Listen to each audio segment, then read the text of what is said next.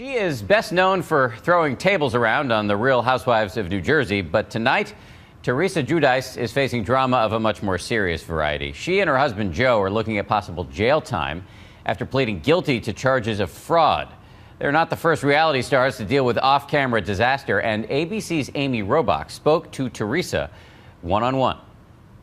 Arriving at a federal court in Newark, New Jersey, holding hands, Teresa and Joe Giudice, the stars of The Real Housewives of New Jersey, today pleaded guilty to conspiracy to commit mail fraud, wire fraud, and bankruptcy fraud. Teresa and Giuseppe Giudice both admitted to a federal judge that over the better part of a decade, they were engaged in a scheme to defraud financial institutions and the IRS. It was the culmination of an almost 8-month-long legal fight where federal prosecutors presented evidence that the reality TV star's lavish lifestyle was funded partially on ill-gotten gains. Outside the court, Teresa Giudice's attorney read a statement from her. Today, I took responsibility for a series of mistakes I made several years ago. I am heartbroken that this is affecting my family. Wendy Feldman has been counseling the Giudices through every step of their legal ordeal. It's stressful to go through it in private, so you compound that by the fact that they're reality stars. It's very tough. She says their legal problems were only compounded by being on reality TV. Part of what they are charged with played out on television. It was just another page in the tangled history of reality TV. In a series known for its over-the-top theatrics. Stop hurting! Get bald, be a man, stick with your blood. I'm not sticking with scum like you. She is perhaps the most recognized and controversial of them all. A woman is famous for her excess. My house, it's pretty much all marble, granite, onyx. As she is for her legendary catfights. You stupid bitch! We spent the day with Teresa and her husband at their luxurious New Jersey mansion back in January, while they were still in the crosshairs of a federal indictment. Was there any pressure when you're on a show like The Real Housewives of New Jersey to have a bigger house and fancier things and really showcase wealth? Any pressure? No, I mean, I don't feel like it, and I don't try to keep up with the Joneses. A lavish lifestyle that may have drawn the attention of federal prosecutors. The prosecutors say there's a pattern here that goes back to 2001 of misrepresenting how much you were making in order to get loans, and then misrepresenting how little you were making when it came to filing for taxes and bankruptcy. What did you know about any of that? I would love to answer all your questions, and one day I will, but out of the respect of the process, I'm going to let, the legal matters play out in court. The Giudices are just the latest in a string of reality TV stars whose fortunes turned after they became famous. From Anna Nicole Smith, found dead of an overdose, to MTV's teen mom Farrah Abraham, whose sex tape became public, to Tarek and Michaela Salahi, now forever infamous for having crashed a White House state dinner. Is this the reality show curse? If you get married on TV, don't be surprised if you end up getting divorced on TV as well. Bethany Frankel had a whole series about getting married to Jason Hoppy. I love you. This is the best moment of my entire life right now. And giving birth to their daughter on Bethany Ever After. But the marriage didn't last long after the show. You're so worried about people thinking that I'm this perfect husband. Does that bother you so much? Yes, it does.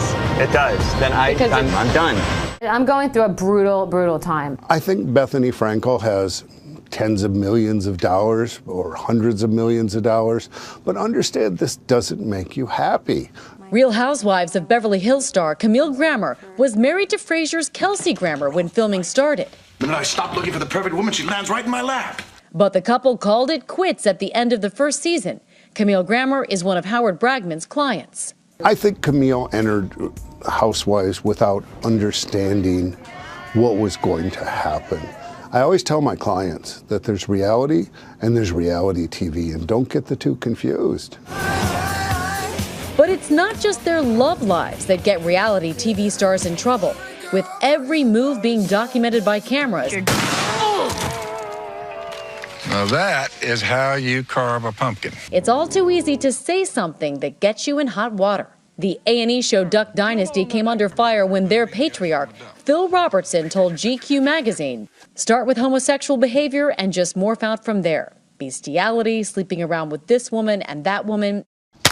The GQ comment sparked virulent reaction, and A&E, which is partly owned by ABC, temporarily suspended the bearded patriarch, only to reinstate him after the family threatened to walk away from the hit show and the millions it brings them. It's A&E's biggest hit for sure, and it's the most watched reality show of all time. It's also spawned this whole multi-million-dollar retail empire. Like the Robertson family, Teresa Giudice has turned the white-hot glare of celebrity into a successful business. She is a best-selling cookbook author. She sells everything from hair care to desserts to her flavored Bellini, which she calls a Fabellini. Teresa and Joe run the business together. She is the face, he is the salesman. Working behind the scenes, they hope to make this their legacy. How does that feel? How far you've come? The reason why we're doing it is for our daughters. And, so they could maybe have, they could think about their future and what choices they want to make in their lives. Tonight, the Giudice family is grappling with the consequence of their guilty plea. How this stress and going through this can bring you closer or it can drift you apart. In this case, and I've spent a lot of time with Joe and Teresa, it's brought them closer together. Teresa and Joe have 4 daughters, Gia, Gabriella, Melania, and Adriana. The oldest 13, the youngest 4. It's a lot of pressure when you're trying to make your kids feel safe when you're uncertain. How do you do it? I'm a role model for them. I can't just be upset and crawl up in a ball and just go in a room and lock the door. When the door is shut and they are in bed, do you get to do that? Yes, and I do that. I mean, I would be lying to say I did. Speaking of, as a convicted felon, Joe, who was born in Italy and is not a U.S. citizen, could face deportation. Have you two talked about what that might mean for your family? I've been married to Joe for 14 years. He's been here his whole life, so I guess that's something that his attorney is going to deal with. Today, their attorney said he would fight any attempt to deport the father of 4. I think it would be a grave injustice for him to be deported. He's not a man of violence, but it would just be inhumane to the children and Teresa for him to be deported. Joe is facing up to 46 months in prison. Teresa, up to 27 months, something they always knew was a possibility. Obviously, you have a lot of uncertainties, some major legal issues. What are you hoping for in terms of your future? Basically, just to get through to all the, through all the bad stuff. You know what I mean? And looking forward to the future with my wife and kids. And there's days where you feel a little depressed at times, but other than that, you just stay strong and just keep moving forward. Otherwise, if you just think about it, it will kill you. Can you see a day when the storm has passed? Eventually that day will come, you know what I mean? So the sooner the better. There's nothing, we can really do at this point. One day at a time. One day at a time. For Nightline, Amy Robach in New Jersey.